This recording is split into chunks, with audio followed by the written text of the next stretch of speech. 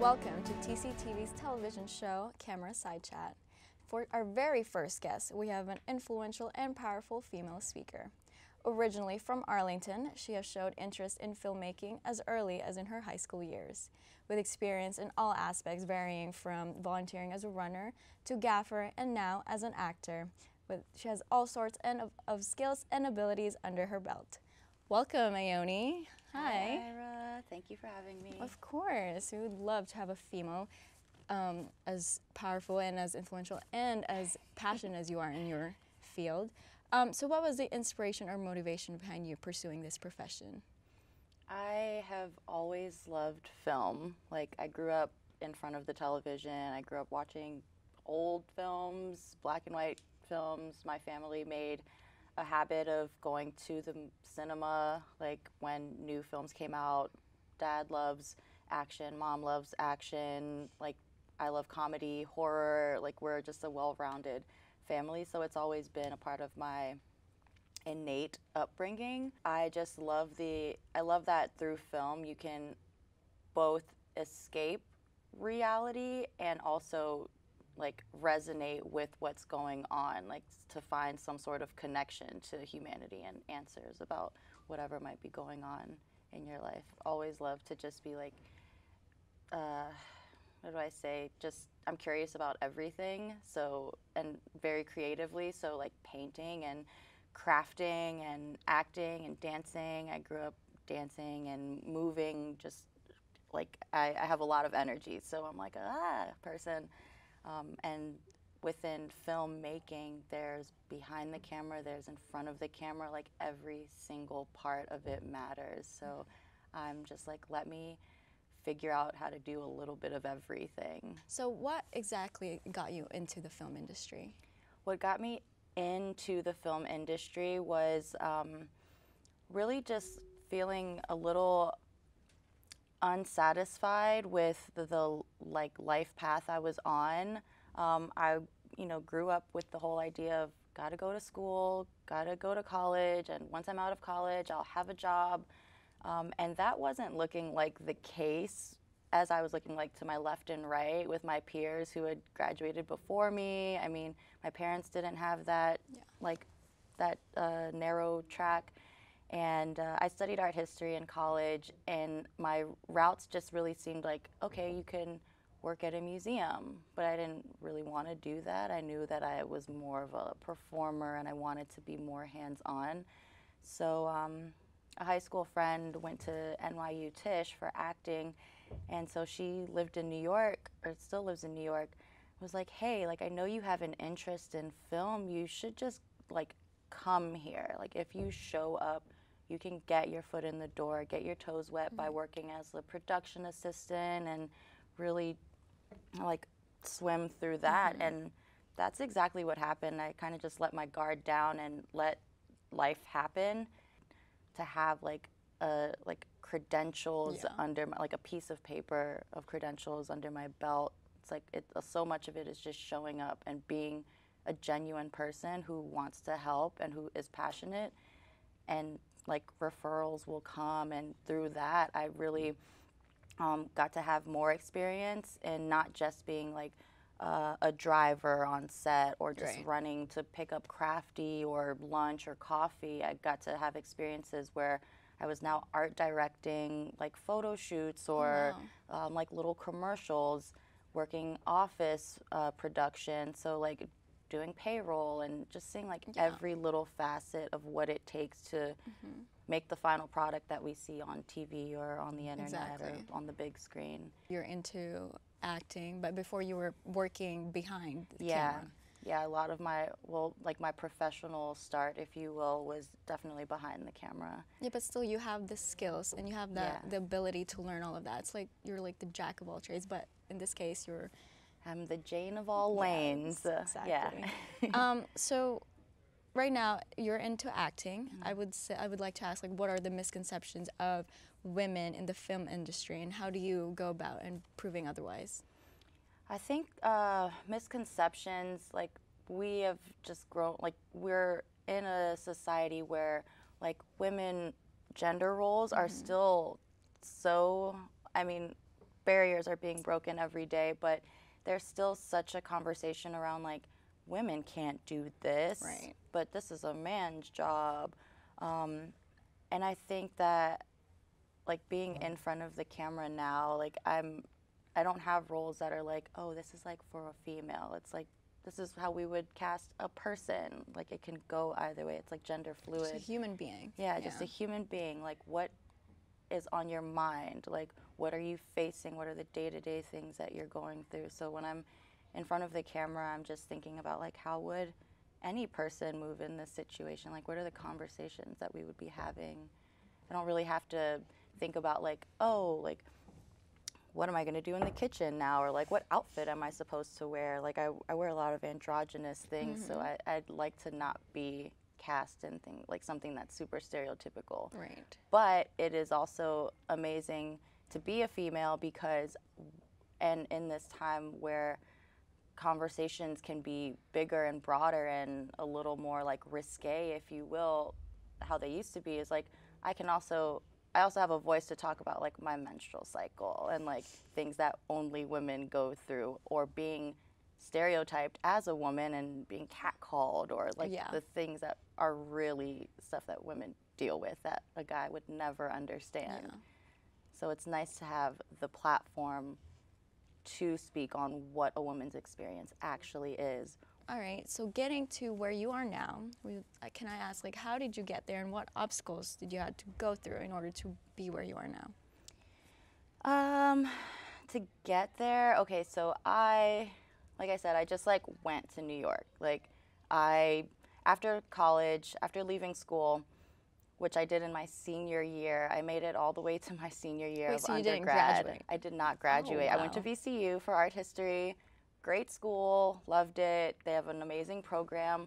But yeah, I made it to my senior year and was just like, I need to, like I said, I have a lot of energy. Like I need to be doing, I need to like experience the world. So yeah, like I just like I went with like no money.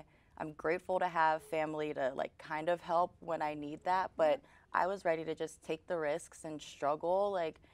And that's what it's been. It's been like working retail, like fashion retail, to just like be able to stay in New York, to have some sort of stable income while I'm working freelance jobs. It's working like when I was working for Saturday Night Live, it's working like 16 to 20 hour days. Oh my gosh. And maybe like a few days back to back. And in order to keep up with like networking and keeping like my face like shown, like so that people can like hire me, it's not getting a lot of rest and overworking. And that was like the first 3 years. I've been in New York for 4 years now, and that was like the first 2.5 years where I was like really overdoing it. The struggle was like being overworked and burnt out and realizing like, okay, I have to find a balance because I'm here so that I can fulfill my passions and learn as much as I can about the industry. But I also have to know like when to take a step back. So a lot of the struggle has been like learning myself and how much I can give. Right. And that's a thing that I feel is important for anybody, any human to know, but also so much for women to know, and women of color, because that's like a whole other thing. But it's so good to know, like, even though we have to fight harder in the industry, it's so important to like take a step back and know when to like trust yourself, because it doesn't matter if you're working like super, super hard. Like if you look tired, if your energy isn't genuine, like it doesn't matter anyway. Like you're not going to get the results that you want. More so glamorous like right when it's time to shoot. Right. Like, and that's that. Yeah.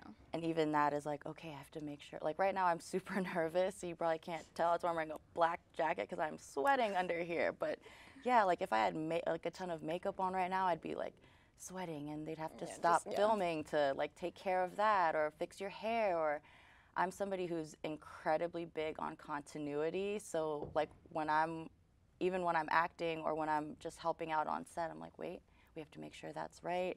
So even the glamorous part takes so much tweaking and so much tedious work. It's about knowing that like we cannot control anything external from us for the most part. Like the Absolutely. most you can do is just show up and be ready for whatever comes, like whatever Absolutely, comes your yeah. way. So in the industry you're working right now, it's typically male dominated. So what can you say or comment about women rising up to the roles that were supposedly or formerly filled by men? I can say it's been really amazing to see how much it's changing. Like even from like 4 years ago when I really started like being behind the scenes, I like gaffers were like mostly men. Yes. Electrical was mostly men. I'm grateful to be like a millennial, if you will. So it's already changed so much. So there have been like a lot of the people who have hired me have been women anyway, like the production team. It's super mixed now, but I have actually the last couple of projects that I worked on, the last couple of short films I worked on, have been like female dominated, like from the entire crew. There might be a sound guy, but even like that's just like for one day of shooting. Usually there's like two people and one of them is a female. So I feel like I'm fortunate to be in it at a time when it's already like changing so drastically, and women are like, you're gonna hear us, like you're gonna see us. We are here to make this project. So can we talk about like the films that you've worked on, the projects, and how it goes and what it's like to have that experience? Yeah. So the very first one, the one I said I like worked on as just a volunteer runner for my friends, we were in Massachusetts at the end of July. It was Oh, like God. working on a farm. It was 95 degrees both days, and it was a crew of 6. Like the two main actors were, one of them was the director and writer of the Right. film. So we had a camera guy and a sound guy. Me, the director's brother, who was like kind of helping out as a runner, but he was like our boom. And then it's me like carrying like crates and wearing like a big fanny pack and having stuff like tucked in my shirt, and also while wearing like full pants and Timbs because we're like in tall grass. Right, yeah. Like just we're all profusely sweating. It's crazy, and we'd have to get from like one part of the farm to the next and not all fit in the car. So I'm just like, well, I don't want to keep going back. Like this is my conversation in my head is like, I don't want to keep going back and forth. So I'm just going to like do it all now. Like I'm small, but I'm really strong. I can thank cheerleading and softball for that. And so I'm just like, let me anticipate and grab everything. And like Right. I said, that type of effort was noticed by somebody who like has been working in the industry for a while. And then from there, let's see, the next was a series of 3 short films done in 11 days' time. Oh, wow. So that was drastic heat. The next one was a winter in Vermont. Oh, And wow. so that was like extreme cold. We were outside for the very first of the 3 films, like, and I was playing art director, well, not playing, but I was art director on that. That was your role. I was multiple roles. Like I'm in every lane, super multi-hyphenate, which was another small crew. So I was like a production assistant, just making sure that we had coffee and had crafty and had enough waters, like while we're going to location, while also being art director. So like making sure that like we had all that we needed for costuming, that we had like our shots looking right. So basically you played a lot of roles. And that's like a lot of a task and ability and a lot of thinking. Absolutely. I was also like a background character in the film. Yeah. You don't see my face because that's a part of the situation, but like I had to have like my hands like covered in black paint. So it's like I'm driving people. I'm also driving everyone to set. And then it's like, okay, now I have to like change and be in the film. Right. And it's like, oh, I have to make my hands black now. So it's like negative 10 degrees in Vermont. And I'm like, this will be easy. Let me like wet my hands with paint. They were like frozen. Like it was the worst pain I had felt. And I'm just like, oh, okay, let's just get the shot. Like, let's just do this. Let's do this. And the rest of the films were like mostly shot inside, but I was also playing multiple roles. Like, okay, making sure coffee's ready, but then also like sitting behind a closet door so that I can like help click lights on and off. This just sums up like you have to be able to like really go through all those hardships and to deliver a really good product at the end. Yeah. Yeah. So, I mean, that's amazing. That takes a lot of talent and a lot of perseverance and a lot of mental, like, I can do this. I'm not quitting. Yeah, a lot of core strength, like physically and mentally, because it's so chaotic. And of course, you know, like with filming, you might have to stop or something goes wrong. You have to adjust at the drop of a dime. And being able to like stay calm within all of that chaos, I will say has helped me specifically like really get ahead and really like have some amazing opportunities that I likely wouldn't have gotten if I hadn't if I had gone like a straight and narrow path of like just going to school and like now I have like a film degree, I don't think that I would have learned life experience about having to shift so much and pivot and adapt have a to new monkey, things, have that going on. And what advice would you like to give to these fellow students here? Oh man, I would like to tell you guys that like it's all okay. Like whatever is in your mind right now, like it's okay. Like you're different. You're all literally different people. So there is no one way to do this. A big motto, like my mantra, if you will, is progress is the process. It's like you might not be where you want to be, but like as long as you keep striving for more moving forward, like you're going to inevitably be in a different place than you were yesterday. And like over time, like all those yesterdays, you're gonna see like, whoa, like that's a big change and you're making progress.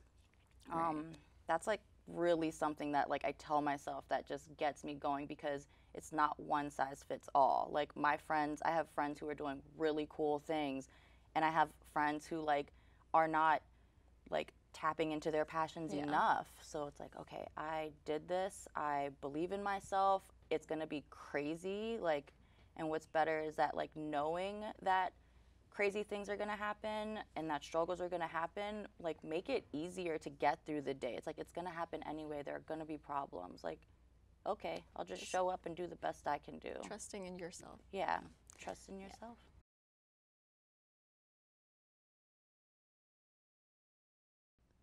So, you mentioned earlier during the interview that you were able to become really adaptable during the working behind the scenes in the production.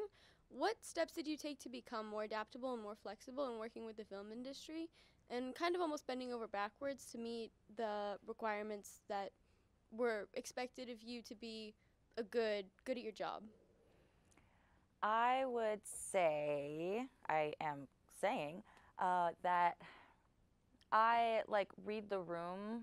I just like look around and see like what's already present, like what people are already doing and like how I can fill the gaps. I'm a person who like really like I see things like in Tetris mode, like how to fit the pieces in and how to make myself malleable. So much of that was just being like, okay, like if I see that something is like needed on the table, like I'll go grab it and put it there. Like just having that like foresight to like make sure everything looks good, or that like I don't know if we're filling out paperwork or something that like there are pens to do that.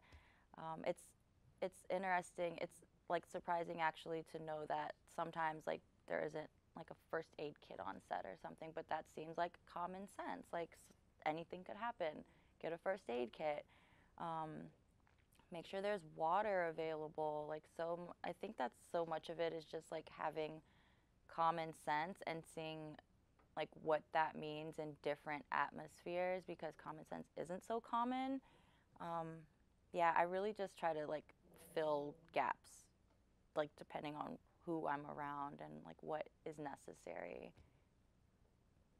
I don't. And what has also been your favorite behind the camera job that you've done?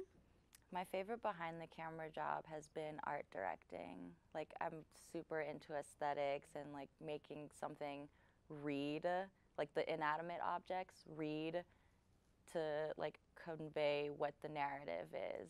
So like working on something that seems horror-y is like making sure the colors are a little like washed or saturated, and that comes down to like painting things differently, like a regular cabinet, like to give it a kind of weird wash look. And a lot of things happen in post-edit, like with the colorist, but there's also like the preemptiveness of like making sure that the props look a certain way.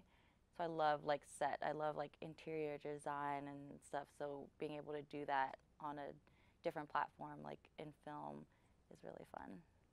So you mentioned that being able to read the room and also being able to just use common sense were good skills that you were able to use. So in terms of like doing certain jobs or just in the industry in general, what are some like useful skills that we should definitely know how to do before like going into this type of job? Do you have anything a little more like like working as a production assistant, or do you have Like any, in terms of just doing any like behind the scenes or behind the camera job, what are like certain things that will be useful to know about? Just in I general. think that like off the bat, communication is super important. So if I, like I say, like read, like when I'm reading the room, like a lot of that does involve just like going up to a person and asking what their needs might be before I try to anticipate, even though I generally just try to see first. Like I like to get confirmation. So communication is really key, and also to know that you're not like say you do anticipate a need, but someone else is already about to take care of that. And like I think oftentimes on sets, like they don't want a lot of people, like a lot of cooks in the kitchen. Um, so like communicating with your team members, communicating with like your department direct, like your department heads, like the head of art, the head of lighting, or whoever you're supposed to be helping out at the moment is important. Having like a good attitude no matter what is super important. These are like non-technical things that are adaptable into any situation. What hindered you more in following your pursuit in the filmmaking? The lack of opportunity or the lack of, I don't know, motivation? The lack of motivation, because so much of that comes from myself and being in my own head. And like I mentioned about like fear, even though I lean into fear, I also like stifle a lot from it. And I have these like internal conversations like, should I do it? Like, it's like, is the risk worth it? Am I about to just like take a step forward to take 7 steps backwards? And that lack of motivation and confidence in myself is like what hinders me more. And then when I finally get like it's time spent, it's time wasted on having that like back and forth dialogue when I know that like 9 times out of 10, like 9.9 times out of 10, I'm still going to pursue it anyway. And like I said, like I survived it. I'm like, oh, I feel better for it. Is like, because the opportunity is always there. Like there are opportunities everywhere. It's ridiculous how like that snowball effect happens and how much you attract when you like actually open yourself up to it. So like having closed myself off and not like motivating myself about it is just what does it more. Because there's also support. Like I have a lot of support from friends and family, and like from having like students who like look up to, like look forward to people who are doing this stuff in the industry. Is like that support is there. It's really the internal dialogue with myself that's hindering. So you mentioned earlier that you worked for Saturday Night Live. What was it like to work in such a fast-paced environment? It was invigorating. Like it made me, like I was a total novice, and it allowed me to be like, oh, it's one of those like fake it till you make it type settings where like I'm here and everybody else is like doing their job like seamlessly. Like they don't know that I don't know essentially. So it allowed me to like put on, like assume the role. And from there it was like, oh, this is like my second skin now. Like I didn't think I knew what to do, but I'm here doing it. So it allowed me to like grow up in a way like really fast, and just like be confident and know that I can do it. It was like really fun. Like everyone is generally like super nice and like friendly. Like we like banter and joke around a lot. There are people who are like industry titans who like point their nose up and are just like, oh, you're just a production assistant, like go da da da da. But like those people, like the bottom feeders, if you will, that are production assistants, are some of the most important like people on set, because like we're making sure that like the director has his lemon iced tea or whatever it is that he needs to do his job right. Like I have to make sure that Kenan Thompson has like this special sandwich, or like I have to drive the cast like from like Rockefeller Center to freaking wherever, New Jersey, wherever we're shooting, to be at like some grocery store at 3 a.m. They're really appreciative of like, I'd say the cast is super appreciative of the PAs because they know what it's like to have started from like nothing. It was a really fun experience, and that, like I mentioned before about like showing up and just being my authentic self, like I don't really get like, I'm like more nervous around you guys right now, like because I'm just like, oh my gosh, like you guys are seeing me like in some light that's like powerful and but like around them, it's like I don't really get like so shy around them because I'm like, oh, you guys like aren't even like paying attention to me right now in certain ways, so I can be like a nerd and be like joking and doing stuff because I feel like I'm going under the radar. But because I'm genuinely being myself in that way, like people do notice, and they're like, oh, like they can feel fickleness. Like you can feel, like reading the room, like you can feel when somebody's ingenuine. And thankfully that I like just was myself, that allowed me to get like referred to other jobs, like working in like just a 6-person like sound studio with Alec Baldwin. Like I got to do cue cards for him, and he was like, who's doing cue cards? And they were like, Ione is. Okay, thank you, Ione. I love you, Ione. And like he'll never remember that, but Alec Baldwin said like my name to me. Like I've worked with Lil Jon on like ESPN stuff. Like it's amazing the rooms that I've been in with certain people, all because I was just like a silly like goofball who had tact and professionality and common sense, like in doing just like a little role, like a seamlessly little role. Thank you. You're welcome.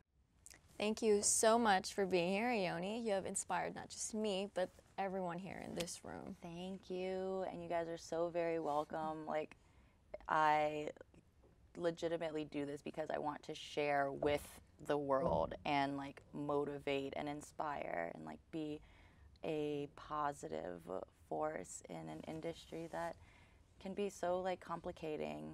It's nice to have like good guys on the team. Exactly. And good gals. Good gals, especially for this march. Absolutely. All right, we'll see you guys in the next episode. Peace.